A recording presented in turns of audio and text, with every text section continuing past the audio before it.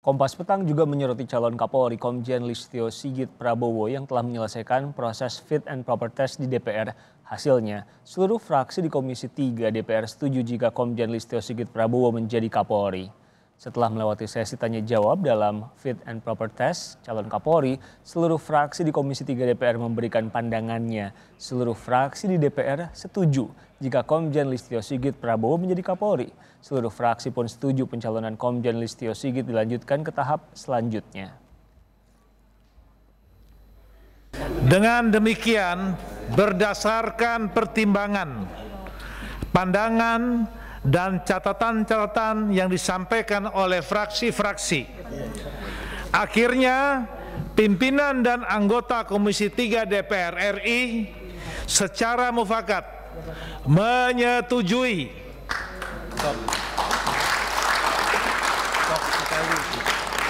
pemberhentian dengan hormat dari jabatan Kapolri atas nama Jenderal Polisi Dr. Andus Idam Aziz MSI dan menyetujui pengangkatan Komjen Polisi Dr. Andus Listio Sigit Prabowo MSI sebagai Kapolri yang selanjutnya ditetapkan dalam rapat paripurna DPR RI terdekat dan akan diproses sesuai dengan peraturan perundang-undangan.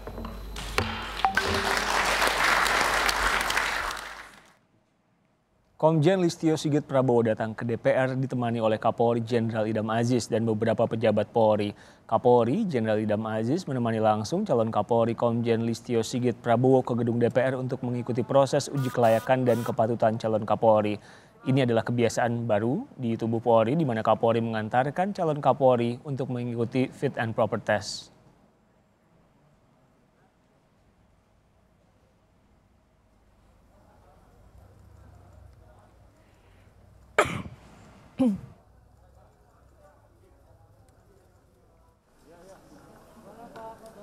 Kapolri Jenderal Idam Aziz mengatakan dirinya mengantar calon Kapolri Komjen Listio Sigit Prabowo untuk menunjukkan bahwa institusi Polri solid. Kapolri juga menginginkan supaya hal itu bisa menjadi tradisi baru di institusi Polri.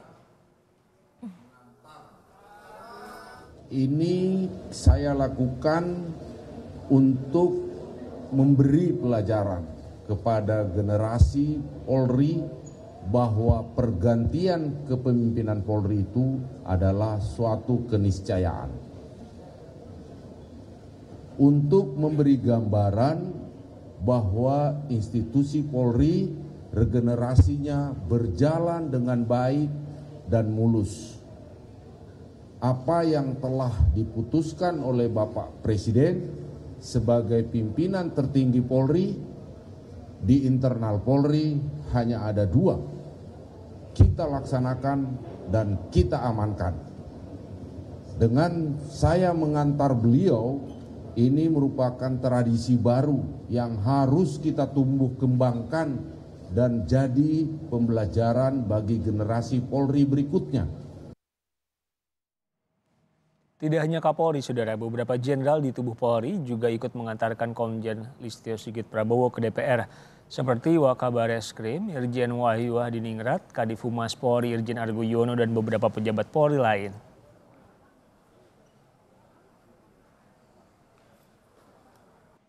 Dalam fit and proper test, Komjen Listio Sigit Prabowo memaparkan makalahnya yang berjudul Transformasi Menuju Polri yang Presisi. Komjen Listio pun menjelaskan arti presisi, yaitu prediktif, responsibilitas, dan transparansi berkeadilan. Itu tertuang dalam makalah yang dipaparkan di hadapan Komisi 3 DPR. Di lembaga yang kredibel, yaitu Alfa Riset, LSI, dan Litbang Kompas menunjukkan bahwa tingkat kepercayaan Polri masih menempati posisi ketiga. Dengan demikian, secara umum, kepuasan dan kepercayaan publik terhadap Polri dinilai oleh beberapa lembaga survei tersebut cukup baik. Meskipun tentunya perlu ada upaya peningkatan dan penyempurnaan secara sungguh-sungguh. Ke depan, Polri tidak akan berhenti menjawab harapan masyarakat dalam posisinya sebagai alat negara yang bertugas memelihara keamanan dalam negeri. Tampilan, sikap, perilaku, dan postur Polri yang masih belum sesuai dengan harapan masyarakat harus diubah. Oleh karena itu, apabila saya diberikan amanah untuk menjadi Kapolri, transformasi Polri akan saya lakukan. Dengan transformasi menuju Polri yang prediktif, responsibilitas, dan transparansi yang berkeadilan, yang kami perkenalkan sebagai konsep Polri yang presisi. Dalam sesi tanya-jawab, fraksi Demokrat mempertanyakan prioritas dan komitmen kerja dari Komjen Listio Sigit Prabowo. Demokrat menanyakan bagaimana Komjen Listio akan memperbaiki stigma negatif Polri yang dinilai tebang pilih dalam penindakan kasus hukum di Indonesia. Indonesia ini masyarakat majemuk. Menegakkan aturan hukum ini haruslah adil dan humanis. Tadi ada yang mengatakan jangan hanya tajam ke bawah, tapi tumpul ke atas. Saya tambahkan lagi, jangan hanya tajam ke kanan, tapi tumpul ke kiri.